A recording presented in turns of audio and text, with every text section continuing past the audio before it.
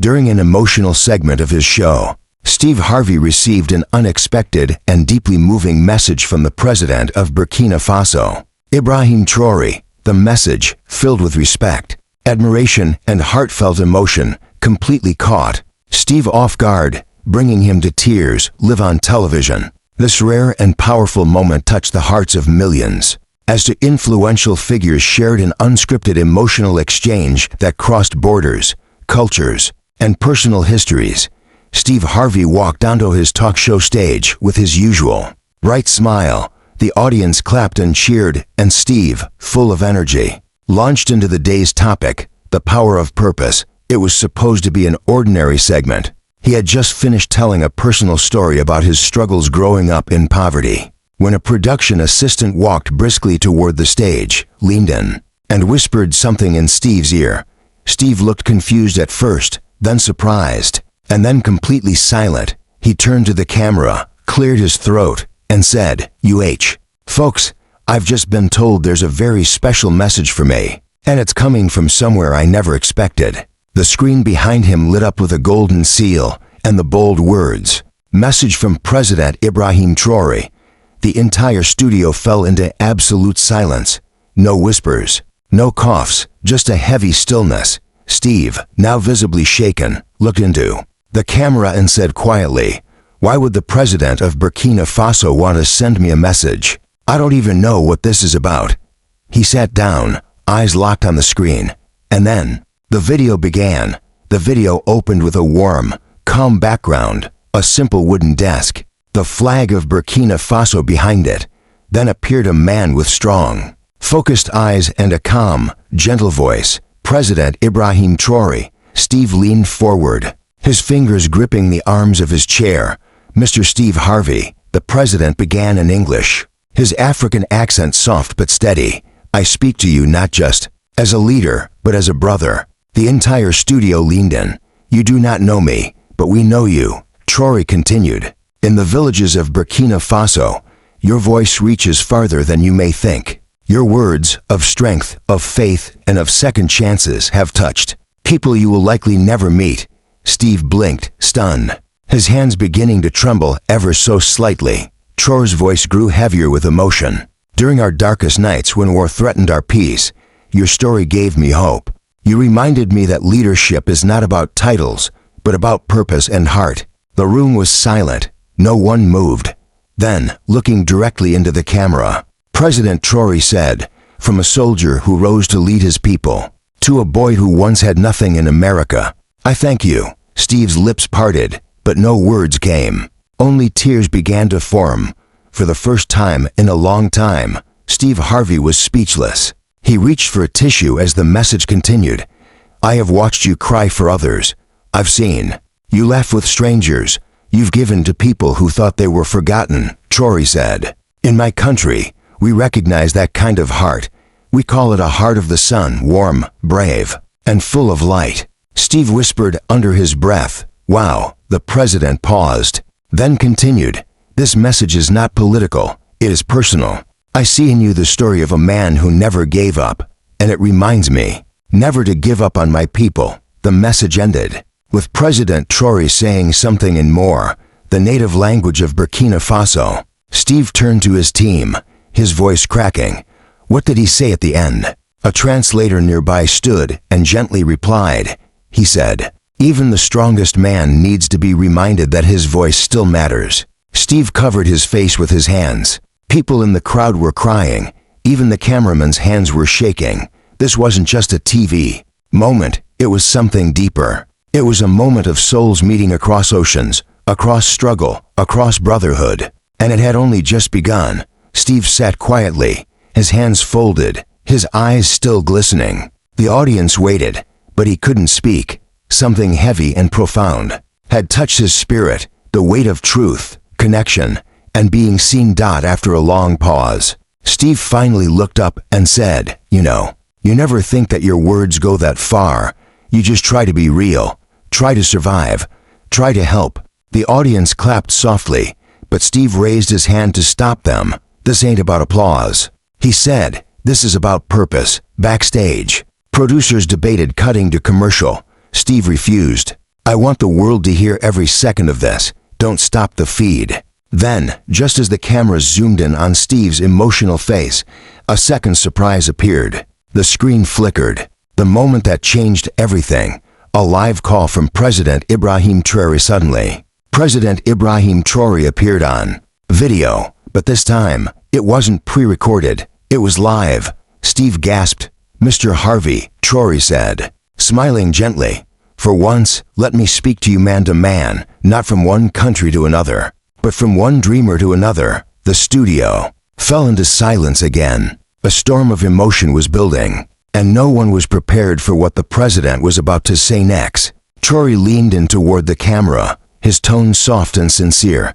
"You see me now as a president," he began, "but I was once a boy with no shoes. I walked barefoot to school. I carried books tied with string, and many nights, I went to sleep hungry." Steve lowered his head, his shoulders trembling as he tried to hold back tears. The president continued, "When I was a teenager, I saw war with my own eyes.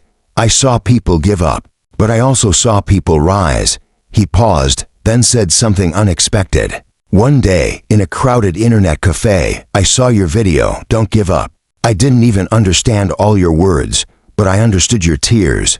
I understood your passion, your pain, your hope." Steve looked up, stunned. "You helped a young boy in Burkina Faso believe he could be more than his pain. And that boy became me." The crowd gasped. Some audience members let their tears fall freely. Traoré smiled gently. "So when I heard your voice again last week, speaking about purpose, I knew it was time I said something back." Steve covered, his face overwhelmed. But then Traoré said something even Steve couldn't believe. President Traoré took a deep breath, then looked straight into the camera. "Mr. Harvey," he said, "you once said you wanted to visit Africa, not as a celebrity, but as a brother, as someone who wants to give back." Steve nodded slowly, whispering, "Yes, I did." Traoré smiled. "Well then, I want to invite you personally to Burkina Faso, not for cameras, not for attention, but to see what your voice has built." In silence, the studio audience gasped. "You've helped lift spirits across oceans. Now let me show you the seeds you've planted in our soil." Steve's hands trembled. He didn't know whether to speak or cry.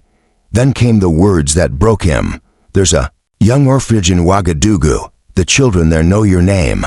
They pray with your words. They laugh with your jokes. But most of all, they believe they matter, because you mattered." Steve stood up, his eyes full of tears. The audience rose with him, clapping gently, many wiping their own eyes. But Traoré wasn't finished. Looking into the lens, he added, "In 7 days, they'll gather in the village square, waiting to meet the man whose words crossed oceans and healed hearts." The countdown had begun. The very next morning, Steve was already packing. No cameras, no media alerts, just him, a carry-on bag, and a heart full of questions. The world, however, was buzzing. Every major news outlet ran headlines. "President of Burkina Faso moves Steve Harvey to tears." A message that crossed oceans, but Steve wasn't going for the world. He was going for the kids, for that voice that had spoken to his soul. As the plane flew over the Atlantic, Steve stared out the window, his mind drifting back to childhood, growing up poor in Cleveland. The nights he went to bed hungry, the times when his dreams felt too big to believe in. Now, he was flying to Africa, called by a president who once felt the same hunger and the same hope. He whispered to himself, "God, why me?" He didn't know what to expect. Would the kids even recognize him? Would he be strong enough to face them? Meanwhile, in Burkina Faso, President Traoré stood before a crowd of children in a sunlit courtyard. He smiled and said simply, "He's coming." The kids screamed with joy, but one little girl in the back had quiet tears in her eyes. She held a small notebook tightly to her chest. Her name was Aka. She was only 10, small, soft-spoken, and wise beyond her years. The notebook in her hand trembled as she whispered to her caretaker, "Will he read it? Will he care?" The caretaker knelt beside her and smiled. He's already cared more than most. Aka's letter wasn't long, but it held a world of pain. "Dear Mr. Steve, my name is Aka. My papa died 2 years ago. My mama is sick. Sometimes I cry at night. But one day, someone played your video. You said you were born to do something great. I believed you. Thank you for speaking to us, even if you didn't know we were listening. I hope you smile when you see us. Your little sister, Aka. As the sun set over Ouagadougou, children practiced songs. Others made drawings with Steve's name. Hope filled the air. But Aka sat quietly beneath a mango tree, her notebook clutched to her chest. In that moment, it wasn't about fame. It wasn't about politics. It was about a man who once slept in a car, meeting a child who sometimes slept without dinner. And the sky seemed to whisper they were meant to find each other. The plane touched down on a dusty runway just after noon. Steve Harvey stepped out, shielding his eyes from the bright sun. No paparazzi, no grand parade, just a few guards, two translators, and a young aide holding a simple sign, "Welcome, Brother Steve." Steve's heartbeat quickened. Inside a nearby van, he was driven through the city, past simple homes, small markets, and children waving excitedly as he passed. When they reached the orphanage gates, Steve wasn't ready for what he saw. More than 100 children had gathered, holding handmade signs, "You matter." "Thank you, Mr. Steve. We love you." Tears filled his eyes. President Traoré stepped forward, not in a suit, but in a simple white shirt and traditional cloth. He hugged Steve tightly. "Welcome home," he said. Steve couldn't speak. Then, from the crowd, a small voice called out, "Steve, Steve." It was Aka. She walked up slowly, her notebook shaking in her hands. She reached out. "This is for you," she whispered. Steve knelt down, opened the letter, and read silently. Then he wept openly, uncontrollably, and every person there knew this wasn't just a visit. It was a divine appointment. Backstage, during a short commercial break, long before Steve boarded the plane, he had sat motionless. The message from President Traoré had just finished airing.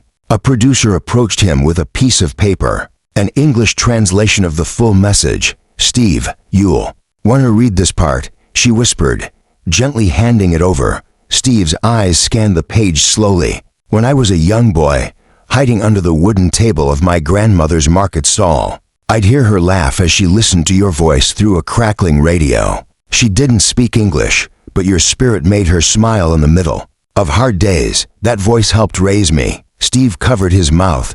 His voice cracked.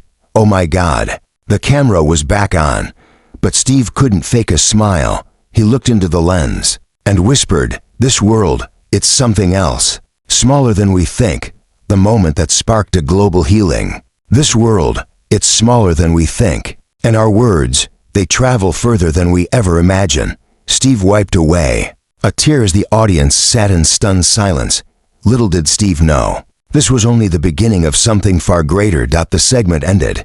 Steve stepped off stage, still holding the letter. He was supposed to move on to the next guest, but something inside him just wouldn't let go. Instead, he walked into his dressing room, phone in hand, and called his producer. "Get me a line to Ouagadougou.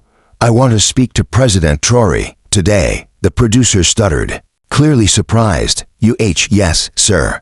I'll work on it now, too." Hours later, a secure Zoom link opened, and there he was, President Ibrahim Traoré, calm, humble. His eyes carried the weight of a nation and the warmth of a brother. Steve looked at him, his voice trembling.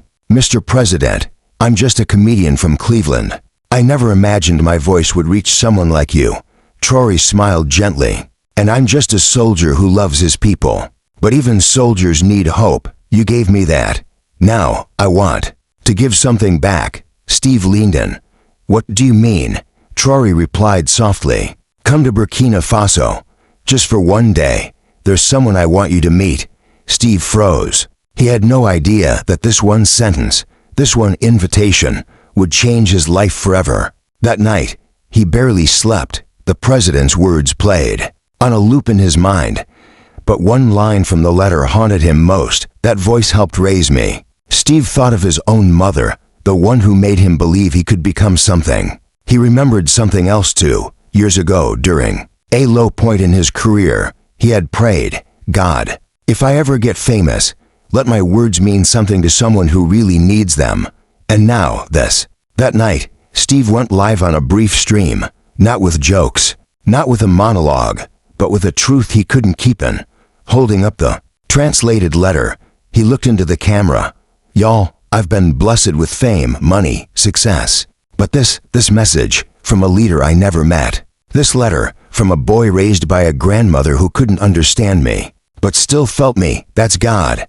He paused. I made a promise once, and I'm keeping it. Steve made his decision right then. And there, he was going to Burkina Faso. Not for TV, not for ratings, but for something far more important. Steve boarded a private flight to Ouagadougou with a heavy heart and an open mind. It was his first time visiting Burkina Faso. No cameras, no press. Just his assistant, a translator, and a single journal.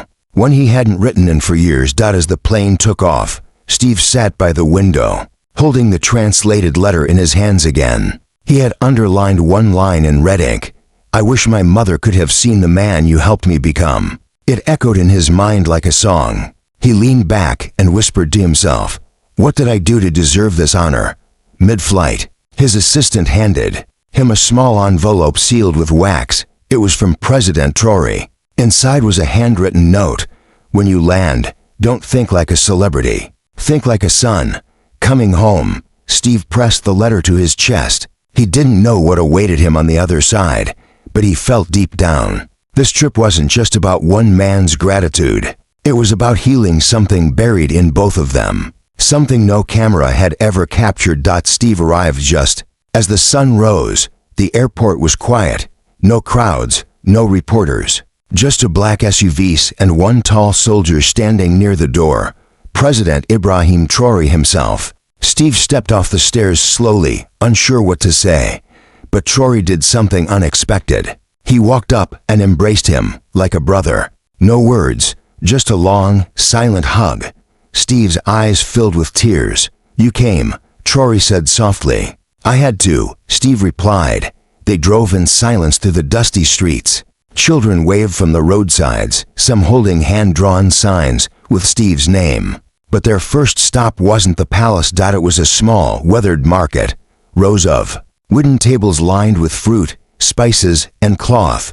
Traoré led Steve to the very back. This, he said, pointing to a collapsed stall, was my grandmother's. Right here is where I listened to you on the radio while helping her count coins. Steve looked down at the dirt.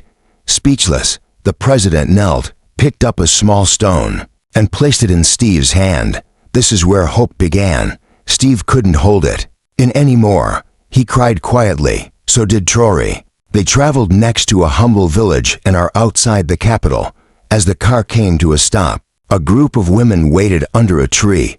One of them, elderly and slow-moving, stepped forward. Her hands trembled. This is Awa, Traoré said. She's the only one still alive who used to sit with my grandmother during market days. She remembers you. Steve looked confused. But how? Traoré smiled. They didn't understand your English, but they felt your joy. Awa used to say, that man has a heart that speaks louder than his tongue. Awa stepped closer.